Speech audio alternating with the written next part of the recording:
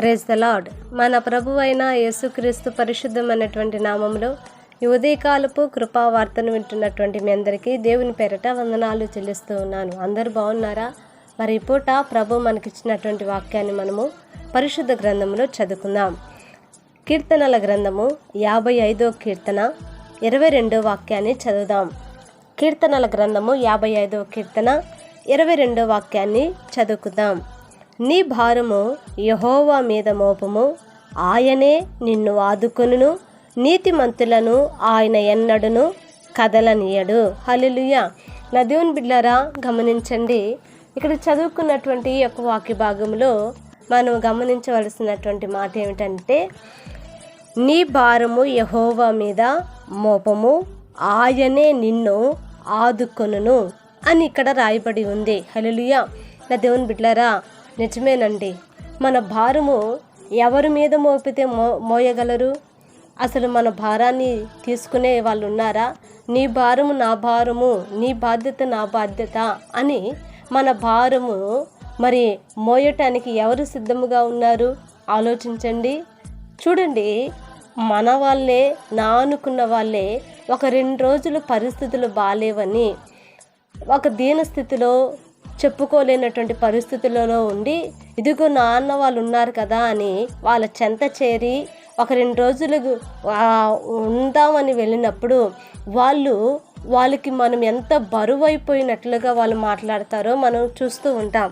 ఎందుకనంటే ఈ రోజుల్లో నా దేవుని పిల్లారా, రక్త సంబంధులని కాదు, బంధువులని కాదు, లేకపోతే మరొకటి కాదు, కానీ ఎవరి భారాన్ని ఎత్తుకోవటానికి సిద్ధముగా లేరండి.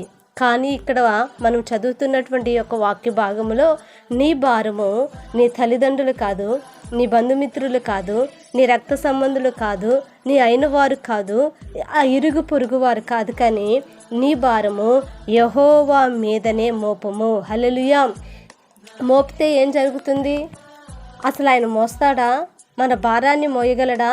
లేకపోతే మనము ఆయనకి భారం అని చెప్పి ఒకవేళ తప్పించుకుంటాడా అని మనం ఆలోచిస్తామేమో. నా దేవుని బిడ్డలారా, మన కొరకు సిలువ భారాన్నే మోసిన దేవుడు మన దేవుడు. హల్లెలూయా. మన కొరకు సిలువ భారాన్ని మోసాడు, అవమానాన్ని మోసాడు, నిందను మోసాడు.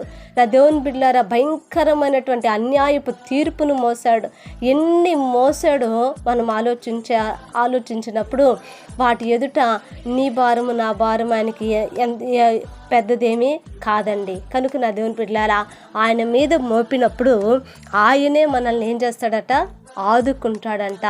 ఆయన ఆదరించే దేవుడు, ఆయన హక్కును చేర్చుకునే దేవుడు. నా దేవుని బిడ్డలారా, తల్లి వలె మనల్ని ఆదరించి నా దేవుని బిడ్డలారా బలపరిచే దేవుడు. కనుక ఈరోజు నీ భారాన్ని నీ బంధువుల మీద వేయొద్దు. నీ భారాన్ని ఇదిగో నేను ఇతరులకు భారం అయిపోయాను అని వేరే డెసిషన్స్ తీసుకోవద్దు. ఎందుకనంటే నీ భారాన్ని తన భారముగా మోయగలిగిన వారు ఉన్నారు. ఆయన పేరు నజరేయుడైన యేసు. హల్లెలూయా. ఆయన మాత్రమే నిన్ను మోయగలిగిన వాడు, నీ భారాన్ని ఎత్తుకోగలిగిన వాడు, నీకు కలిగినటువంటి ప్రతి దానిని కూడా ఇదిగో ఎత్తుకొని నిన్ను ఆదరించగలిగినటువంటి దేవుడు. కనుక నా దేవుని బిడ్డలారా, నువ్వు ఈరోజు దేనికి కృంగిపోతున్నావో నాకు తెలియదు, కానీ ఇదిగో కృంగిపోతున్నటువంటి ప్రతి సందర్భాన్ని ఆయన మీద వేయి.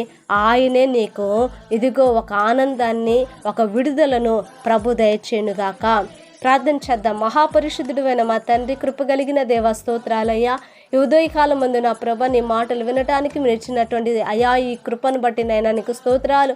అవును నా ప్రభ, వాక్యం ద్వారా ఎంతమంది అయితే నా తండ్రి వారి భారాలు నీ మీద మోపుచున్నారు నాయనా, వారందరినీ మీరు ఆదరించమని, హక్కును చేర్చుకోమని, బలపరచమని యేసునామని అడిగి వేడుకొంచున్నాము తండ్రి.